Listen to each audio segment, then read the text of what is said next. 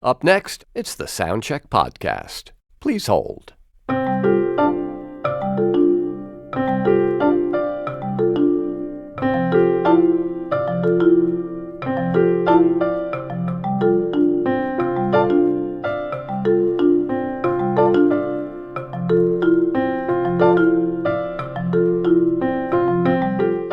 Your ears are very important to us. Please hold on, and our program will begin shortly.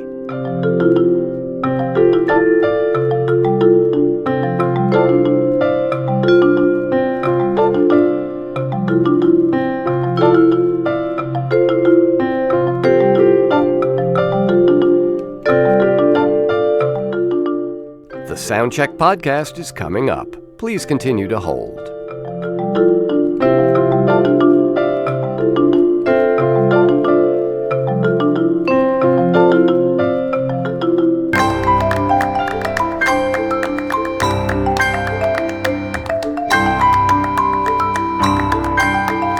Keep up with the Soundcheck Podcast and everything that's happening in the New Sounds empire. Just go to newsounds.org and follow us on social media. All of the icons are in the top right corner of the page.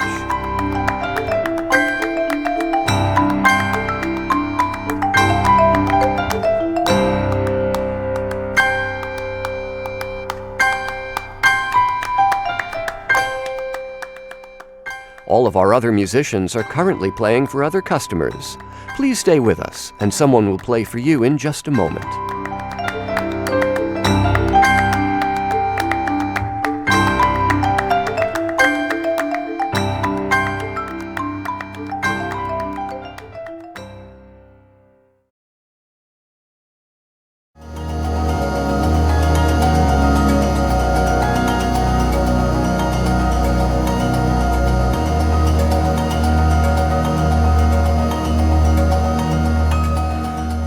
From newsounds.org, this is our series of live in-studio performances that we call the Soundcheck Podcast. Streaming live on Facebook and YouTube, I'm John Schaefer.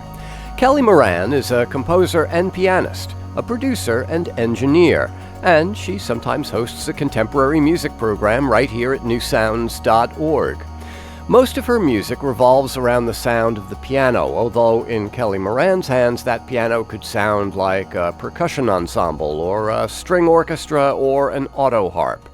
Her latest album is called Ultraviolet. It is full of the sounds of the so-called prepared piano. Kelly is here today, and having mistreated our piano, will now play some of those pieces for us. This first one is called Halogen.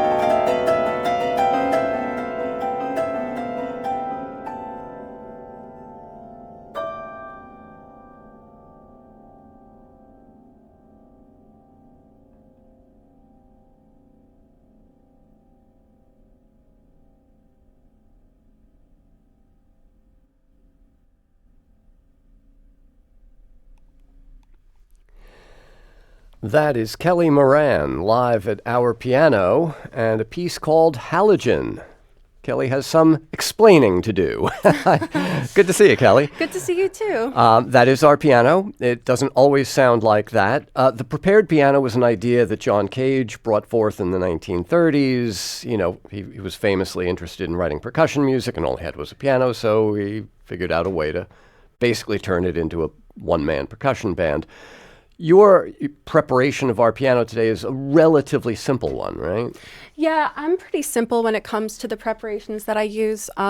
It's just screws and bolts, no rubber or, Wood ping pong balls or right. anything like that. I keep it pretty simple, but I have a set method for how I prepare it and where I put them. So usually I try to get every piano sounding very similar to how I like it to sound. So you don't just put a screw in between two of the strings willy-nilly. You have to find where it's going to give you the right sound, because if it's at a nodal point, you'll get a nice overtone effect, and if it's not, you're just going to get a little thud. Okay. Yeah, absolutely. There's definitely some overtones I try to avoid, and the bolts, because they have a flat bottom, they're a little more boomy than the screws, which have the pointy bottom. So there's a whole science behind it. Yeah. And actually, Cage's preparations, if you look at his scores, they're incredibly intricate and detailed and complex. It strikes me that, when a guitarist retunes his or her guitar in open tuning, that one reason I've heard guitarists say that they do that is because it's like a different instrument to them. What about, have you ever played Halogen on a non-prepared piano, just on a regular 88 keys? Yeah, I've played all of the pieces from my record on an unprepared piano. It's funny, over the summer I had this kind of self-doubt attack where I was like, oh, maybe these songs would sound better unprepared. And I tried playing them and I tested them with the electronics, and then I was like, no, it sounds so much cooler with prepared piano, and I write so much differently on it, so the pieces really feel like they're meant to be in this configuration. So it really is, as with the open tuning guitar, it really is like a different instrument almost, and the way you approach it is different from if it's the regular piano. Yeah, I mean, it changes the action feels slightly different to me, because then you have a slightly percussive attack on it. So it feels different to play, in addition to sounding completely different. And I find that I write completely differently on prepared piano than I do on unprepared piano. And I just like the possibilities that it opens up for me. Well, what's neat is you don't prepare the whole piano. Much of the bass end is left, au naturel. So you can get those big booming chords in the left hand. Yeah, I like having the bass open. I mean, it's hard. Once you get to a certain point, it gets very difficult to make the lower end sound good with preparations, because it just gets boomier and boomier.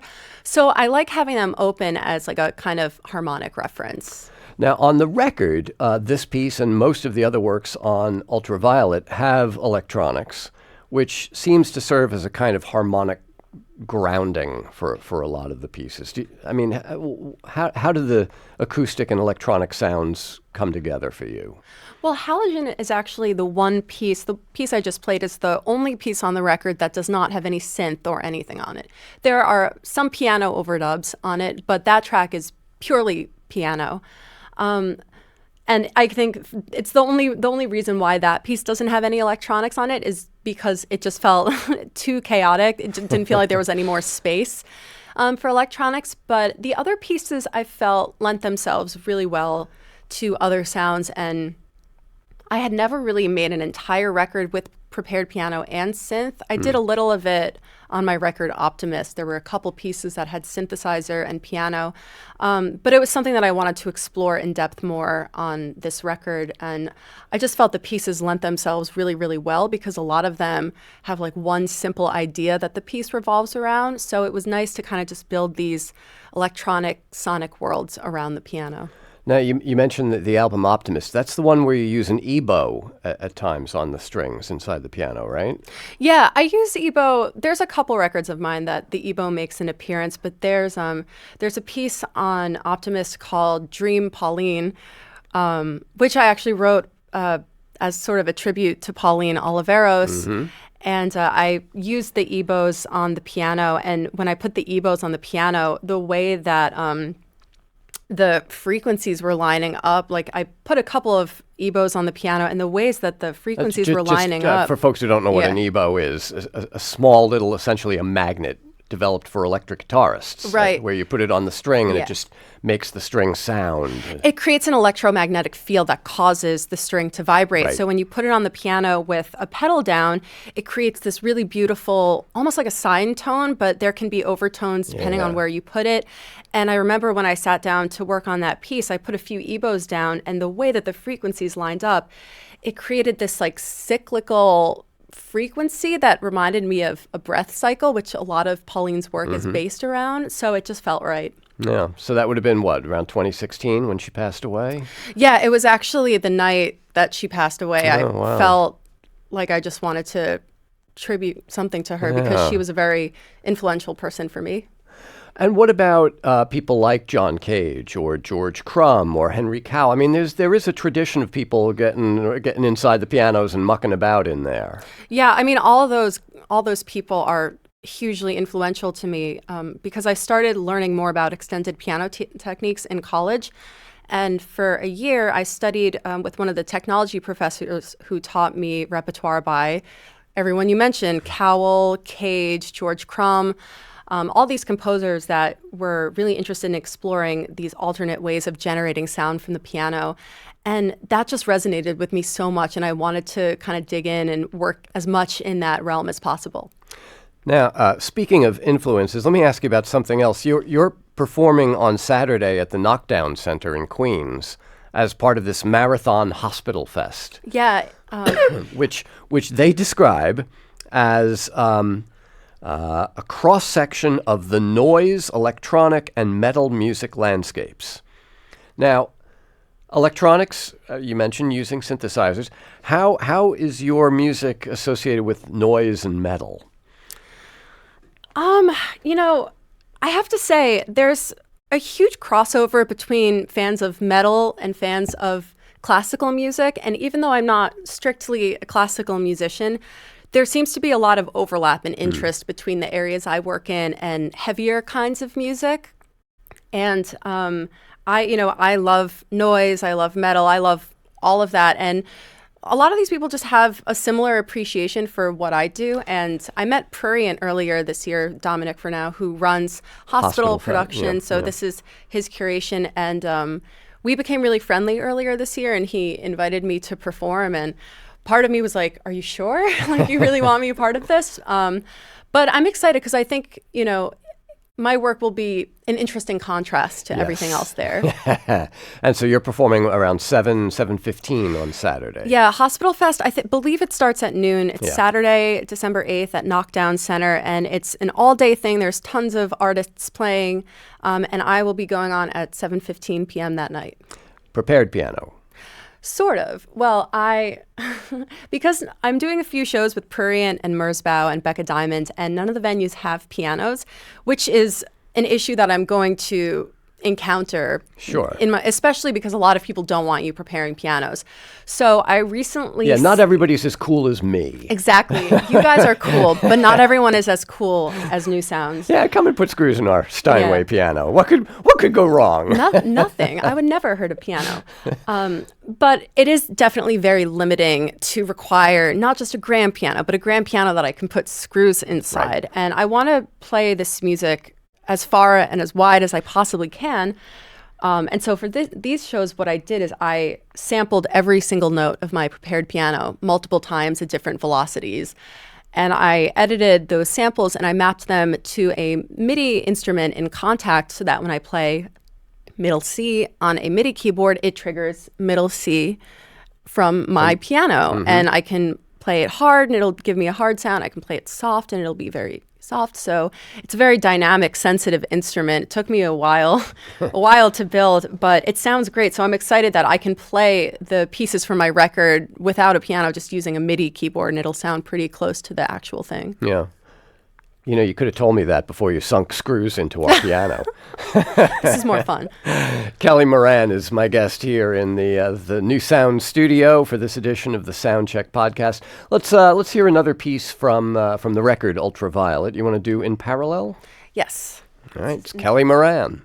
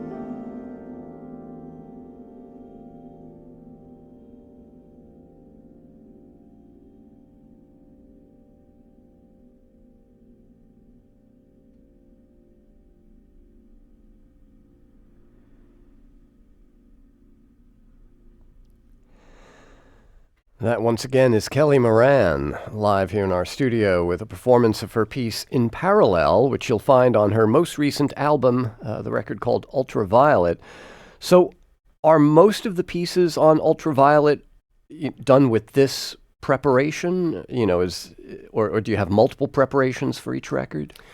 All of the pieces on Ultraviolet use the same setup, so it's all one preparation. Right. So kind of all of a piece then. And that in turn is different from what was on Optimist, which is different again from what was on Bloodroot, etc., right? They're pretty similar, I would say. I'm using the same sets of preparations.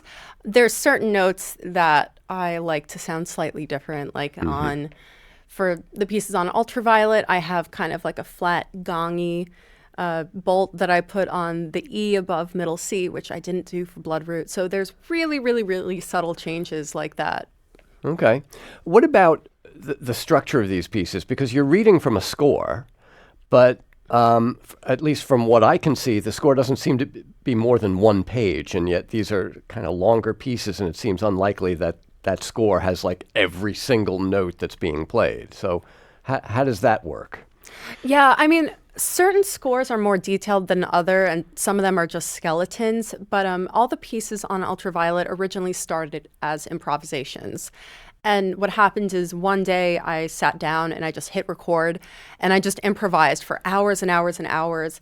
And when I listened back to it, I was kind of like, oh my God, this is kind of the best material I've made in a long time. This is my next record. I have to shape this material somehow. But because I had improvised it, I had to learn what I had improvised. So I spent 2 months transcribing every single note that I had played. And I made scores for everything. And then I relearned how to play my improvisations.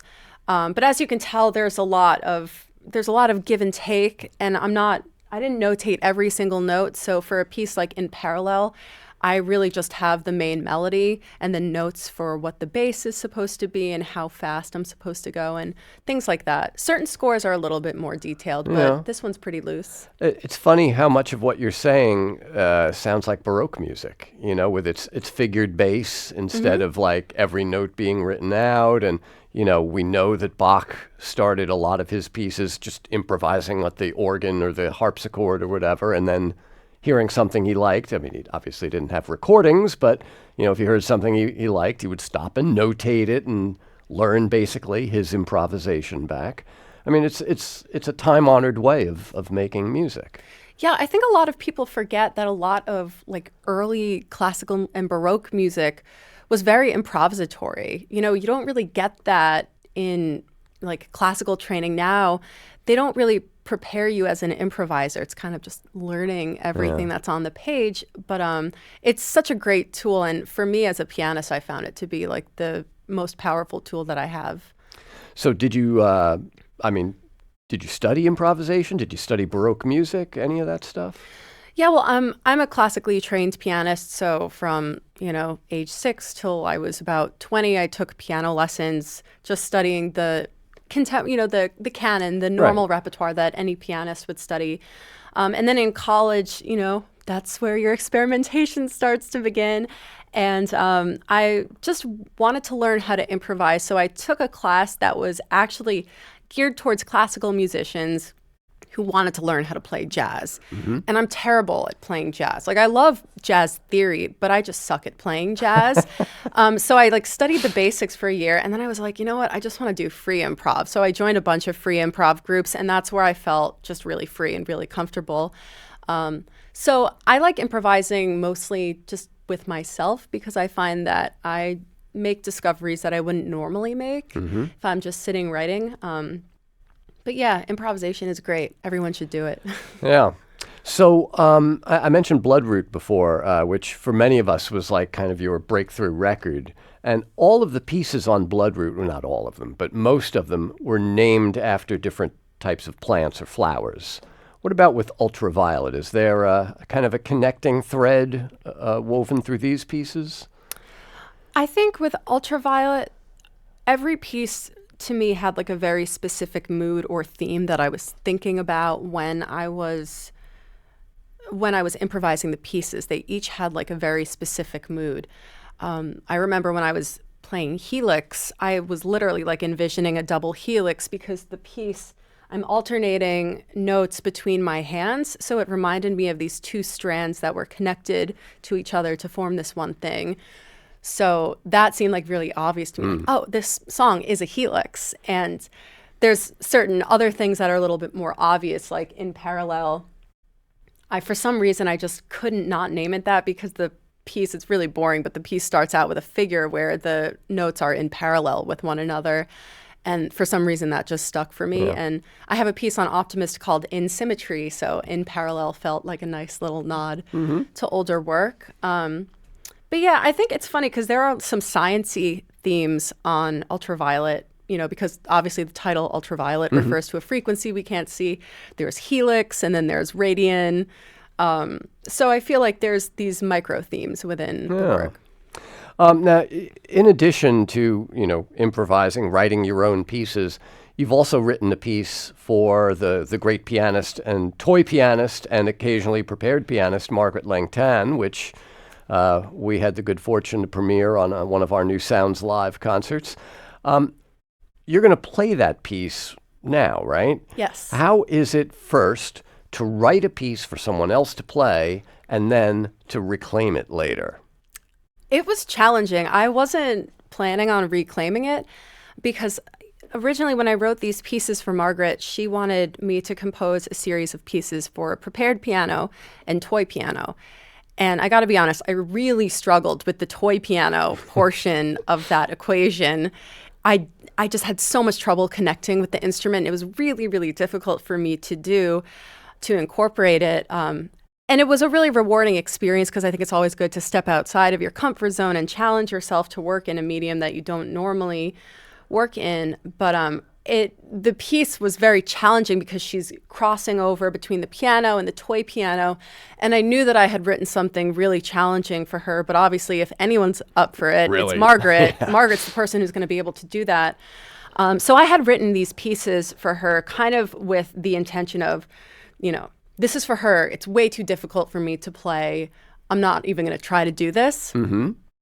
But after the show, I went to do a residency at MPAC, and there was this nice I had a corner office with a grand piano in it, and it was just a perfect opportunity for me to work on music.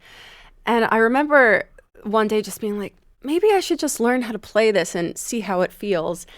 And it felt really good to play. I had never actually sat down and tried to play it from beginning to end because I wrote it in chunks for Margaret.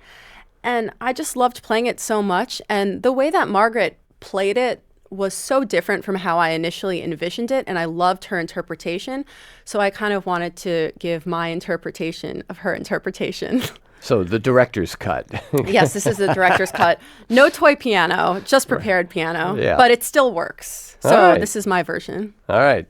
Helix 2 is the name of the work. It's music from Kelly Moran, not on the new record Ultraviolet, but in fact it has a slightly different preparation as she's just taken one screw out of the strings inside the instrument. And actually, this song appears as a bonus track on the Japanese edition of Ultraviolet. All right, folks, head right over to Japan. And yes, pick it up. Or just listen to the live performance right now from Kelly Moran.